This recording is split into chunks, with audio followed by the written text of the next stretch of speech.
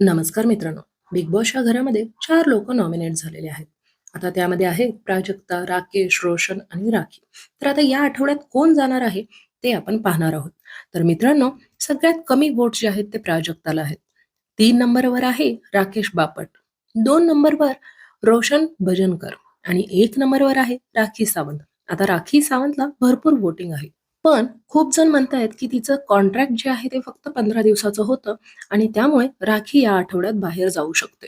तर मित्रांनो, तुम्हाला असं वाटत असेल तर ते कंप्लीटली चुकीचं आहे. कारण राखी जी आहे ती एकटीच आहे जे बिग बॉसच्या घरामध्ये जास्त टी-आर-पी देत आहे, भांडणं लावत आहे. त्यामुळे तिला बाहेर काढणं जवळपास इम्पॉसिबल आहे. तर आता सगळ्यात कमी वोट प्राजक्ताला आहेत.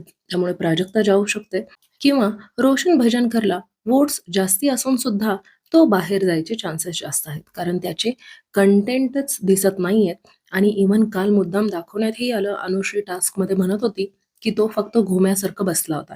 तर हे सगळं बिग बॉस तेव्हाच दाखवतात, जेव्हा बिग बॉसला त्या प्लेयरची जरूरत नसते.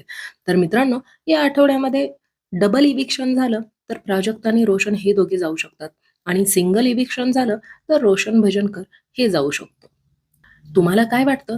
कमेंटमध्ये सांगायला विसरू नका. Thank you so much for watching my video.